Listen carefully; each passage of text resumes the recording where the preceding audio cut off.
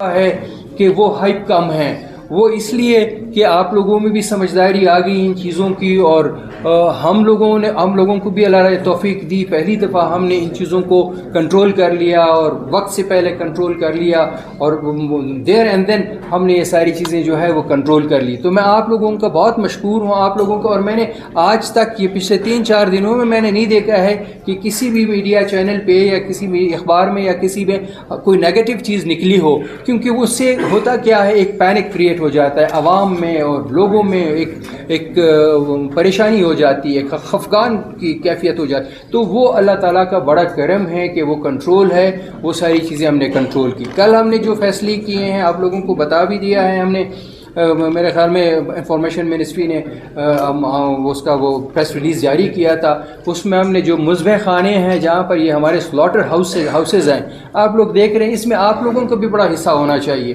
جہاں پر آپ دیکھ رہے ہیں ایک کسائی صاحب دکان کے سامنے اسی نالے میں وہ خون بہا رہا ہے، اور وہی خون، وہی ساری چیزیں وہاں سے وہ جو گراہک آتے ہیں، جو گوشت خریدنے والے آتے ہیں، وہ بھی آتے ہیں بیچارے، وہ اسی خون میں سے جاتے ہیں، انہی چیزوں میں سے۔ تو اس پہ ہم نے کنٹرول کر دیا ہے، دفعہ 144 لگا دیا ہے، فمیگیشن شروع کر دیا، اسپرے وغیرہ ہو رہے ہیں دفعہ 144 کے تحت۔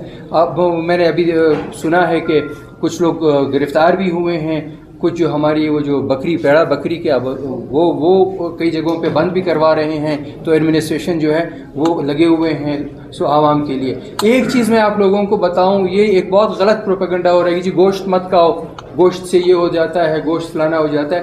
گوشت سے یہ کبھی نہیں پھیلتا، آپ لوگ کھائیں گوشت، جس کو اللہ نے نصیب کیا ہوا ہے وہ کھائیں، گوشت نہ پھینکیں، رزق روزی ہے، اللہ تعالیٰ ہمیں ہمارے رزق میں اور برکت ڈالیں۔ اس چیز کو بالکل کنڈم کرو کہ جو لوگ نیگیٹو چیزوں کو اجاگر کرتے ہیں۔ تھینک یو سو مچ۔ جان صاحب یہ بتائیں کہ آپ نے بتایا فارمیشن کتنے چلے گئے ایون، اس میں ملینئر اور بلینئرز کی تعداد کتنی ہے جو واپس گئے ہیں، اور یہ بھی بتائیں کہ یہ جو آپ نے سینٹرز بنایا ہے یہاں پر اس آؤٹ بریک کو روکنے کے لیے کچھ کر رہے ہیں یا نہیں کانگو وائرس کی؟ جو بھی احتیاطی تدابیر ہے وہ ہم نے اڈاپٹ کی ہے وہاں پہ۔ دوسری بات یہ کہ ہمارے پاس ایسا ڈیٹا ہم چیک نہیں کرتے ہیں کہ کون ملینئر ہے کون بلینئر نہیں ہے۔ اچھا جان صاحب، یہ آپ نے بڑا سخت موقف اپنایا ہے دوران چھٹی خارجہ کے بیان کے حوالے سے، تو آپ سن سکتے کہ آپ کی جو سخت لہجہ ہے اس کی وجہ سے جو پاکستان دشمن عناصر ہے اور پارٹی تعلقات ہیں وہ متاثر ہوں گے؟ میں نے اس پہ کہہ دیا۔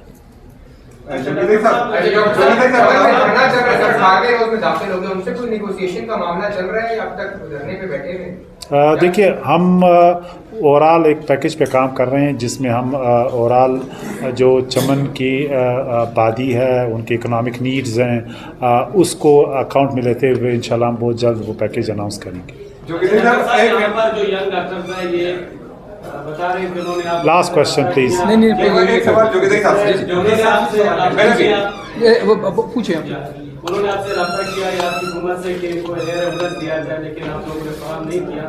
آپ صحت زیادہ سمجھتے ہیں بہتر طریقے سے کہ اگر ڈاکٹر شکراللہ کو جو ہے ایئر ایمبولینس مل جاتا تو اس کے ساتھ 7 سے 8 گھنٹے مزید اس کو جو ہے مل جاتے کراچی پہنچنے میں، اور ان کا کہنا ہے کہ بندر کے مقام پہ جو ہے ٹریفک جام ہونے سے 3 گھنٹے مزید جو ہے وہ لیٹ پہنچا، جس سے جو ہے یہ حادثہ ہوا۔ تو آپ نہیں سمجھتے کہ یہ غفلت ہے؟ اگر غفلت ہے تو اس کے ذمہ دار کون ہے؟ نہیں، میں نہیں سمجھتا ہوں کہ یہ غفلت ہے۔ وہ اس لیے کہ یہ جو ڈاکٹر شکراللہ تھا یہ سب سے زیادہ سٹیبل یہی تھا۔ جب ہر کام میں اللہ تعالیٰ کا اپنا ایک پلاننگ ہوتا ہے، مگر جب ہم جہاں جلدی کرتے ہیں نا، ہم ہر کام میں جب جلد بازی کرتے ہیں ان سے ہمارے یہ مسائل پیدا ہو جاتے ہیں۔ کچھ دوستوں کے مشورے سے، کچھ شاید ان کے گھر والوں کا پریشر تھا کہ ان کو شفٹ کیا جائے، حالانکہ وہ ٹھیک ٹھاک تھا اس کا مسئلہ۔ آپ لیکن بالکل یہاں پہ آپ صحیح کہہ رہے ہیں کہ وہاں پہ جو 3 گھنٹے وہاں وہ وندر پہ جو کوسٹل گارڈ والوں کا، یہ ذرا اس چیز کو بھی آپ لوگ اٹھائیں کہ بھائی ایک ایمبولینس ہے وہ بجا رہا ہے، سائرن بجا رہا ہے، اگر وہ 3 گھنٹے وہاں پہ نہ اس کے ہوتے تو وہ شاید اللہ تعالیٰ کی کیا رضا تھی مجھے نہیں پتا تب بھی۔ دوسری بات، ایئر ایمبولینس ہم نے ارینج کیے۔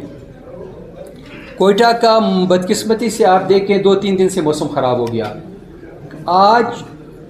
آج ہم نے صبح 2 ڈاکٹروں کو ٹرانسپورٹ کیا، कल वो डॉक्टर्स जो थे उनके लिए हमने एयर एम्बुलेंस जो है वो ईडी का मंगवाया था, जो 8 बजे पहुंचना था।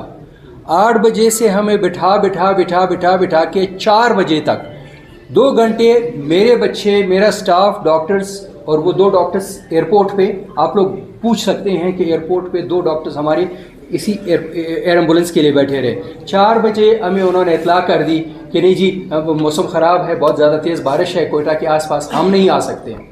उसी वक्त उनको वापस ला के हमने मर्क वाले जो हैं उनके बहुत ज़्यादा फर्निश्ड किस्म के एम्बुलेंसेज आप देख रहे हैं, उन एम्बुलेंसेज में हमने उनको भेज दिया और अल्लाह ताला की फजल करम से वो सारे महफूज हैं। अब दूसरे का मैं जो मैंने थोड़ी देर पहले आपसे गुजारिश की थी कि एक बच्चा जो है वो उसमें थोड़ा सा ज़रा उसकी हालत ज़रा ठीक नहीं है, वो उसका हुआ ये कि खुशदार तक जब चला गया है, खुशदार में उसकी हालत ख़राब हो गई और खुशदार जैसे जगह में हमने उनके लिए प्लेटलेट्स लगाए, खुशदार जैसे जगह में वापस कोयटा मंगवा लिया एम्बुलेंस को। अगले सुबह अल्लाह ने उसकी मदद की थी, एयर एम्बुलेंस भी आ गया और एयर एम्बुलेंस में एक ही बच्चे को, आपको पता है कितना महंगा है एयर एम्बुलेंस, हमने उसको ट्रांसपोर्ट कर दिया। अब यहाँ आने के लिए जहाज़ हमारे पास अपने है ही नहीं। वज़ीर आला साहब से का वो हेली जो है वो ख़राब खड़ा हुआ है, कई दिनों से उस पर काम हो रहा